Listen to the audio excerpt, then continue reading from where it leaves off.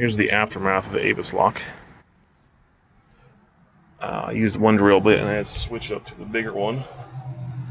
But with the help of Rigid, we got through. It took so long too.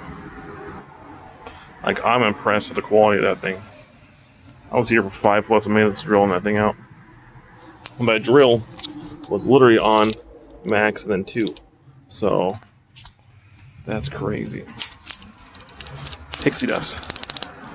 So Avis is pretty strong. I'm honestly surprised how great that held up.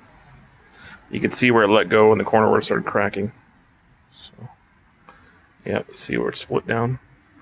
That's pretty damn good though. So this lock is no longer good.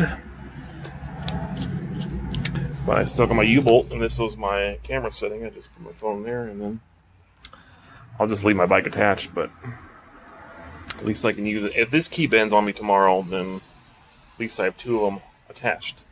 Holy crap, Avis. Jeez. If you think about getting a bike lock, this is the Avis Mini. It's pretty damn good, as you can see. There's gold everywhere. But yeah. Second drill, but it really took it out. As you can see how far down it goes, that is a nice lock. Nice lock. It's too bad because I use this to lock my bike up over there as well, too, so I have to figure something out.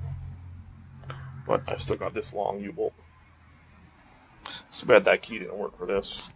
What a disappointment. Oh, okay, that was fun. Now I can not worry about that anymore. The snake has been defeated by some cheap-ass drill bits from Ross. A nice Rigid drill. Goodbye.